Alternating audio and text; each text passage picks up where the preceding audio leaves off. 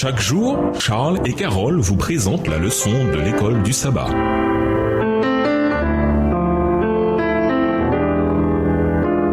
Bienvenue à votre émission. Dieu nous parle. Nous voilà la leçon de mardi, Jésus et toutes les Écritures. Lisons Luc 24, les versets 13 à 35 et les versets 44 et 45. Comment Jésus utilise-t-il les Écritures pour enseigner à ses disciples le message de l'Évangile? Luc 24, versets 13 à 35.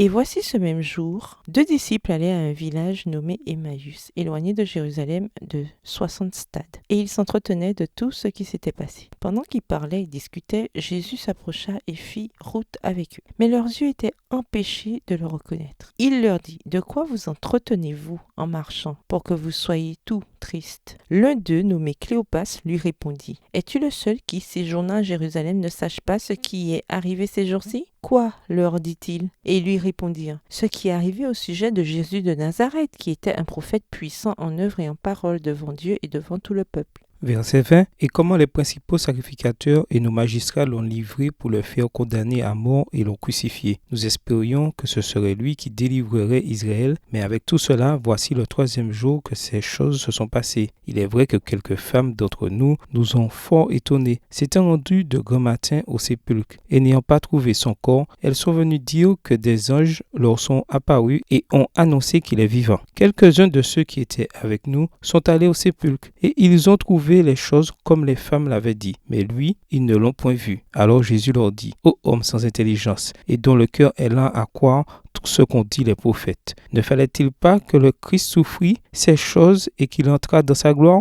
Verset 27. Et commençant par Moïse et par tous les prophètes, il leur expliqua dans toutes les Écritures ce qui le concernait. Lorsqu'il fut auprès du village où ils allaient, il parut vouloir aller plus loin. Mais ils le pressèrent en disant, « Reste avec nous, car le soir approche, le jour est sur son déclin. » Et il entra pour rester avec eux. Pendant qu'il était à table avec eux, il prit le pain et après avoir rendu grâce, il le rompit et le leur donna. Alors leurs yeux s'ouvrirent et ils le reconnurent, mais il disparut de devant eux. Et ils se dirent l'un à l'autre, « Notre cœur ne brûlait-il pas au-dedans de nous lorsqu'il nous parlait en chemin et nous expliquait les Écritures ?» Verset 33. Se levant à l'heure même, ils retournèrent à Jérusalem et ils trouvèrent les 11 et ceux qui étaient avec eux assemblés, et disant, « Le Seigneur est réellement ressuscité et il est apparu à Simon. » Et ils racontèrent ce qui leur était arrivé en chemin et comment ils l'avaient reconnu au moment où il rompit le pain. Versets 44 et 45. Puis il leur dit, « C'est là ce que je vous disais lorsque j'étais encore avec vous, qu'il fallait que s'accomplisse tout ce qui est écrit de moi dans la loi de Moïse, dans les prophètes et dans les psaumes. » Alors il leur ouvrit l'esprit afin qu'ils comprissent les Écritures. Après la mort de Christ, ses disciples étaient plongés dans le doute et la confusion. Comment cela avait-il pu se produire? Qu'est-ce que cela voulait dire? Dans ce chapitre de Luc, nous voyons que Jésus leur apparaît à 2 reprises. D'abord à 2 personnes qui sont sur la route d'Emmaüs,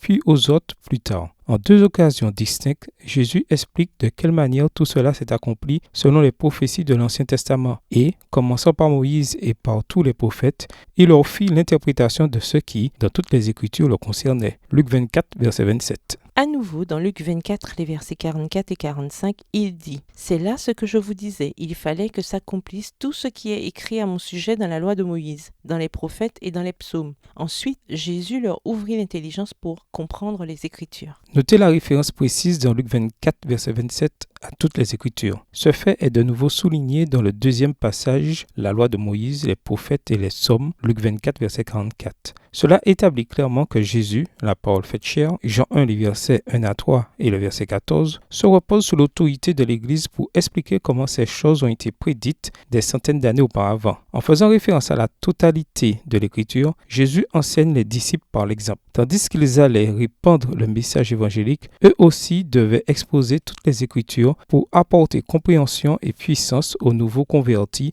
dans le monde entier. Remarquez également la manière dont Jésus, dans Matthieu 28, les versets 18 à 20, dit à ses disciples d'alors et à nous aujourd'hui que toute autorité m'a été donnée dans le ciel et sur la terre. Mais cette autorité demeure enracinée en son Père et en la divinité dans son ensemble, car il leur dit, « Allez, faites des gens de toutes les nations des disciples, baptisez-les pour le nom du Père, du Fils et de l'Esprit Saint. » Vient alors le passage clé, « Et enseignez-leur à garder tout ce que je vous ai commandé. » Qu'enseigne Jésus et que commande-t-il? Ces enseignements sont basés sur toutes les Écritures. C'est sur l'autorité prophétique de la parole qu'il est venu, et c'est un accomplissement des prophéties de l'Écriture qu'il se soumit à son Père. Si Jésus accepte toutes les Écritures, pourquoi devons-nous en faire autant? À nouveau, comment apprendre à accepter l'autorité de toute l'Écriture, même quand nous nous rendons compte que tout n'est pas nécessairement applicable à nous aujourd'hui? Venez avec votre réponse en classe ce sabbat. Au revoir. Et à demain si tu veux.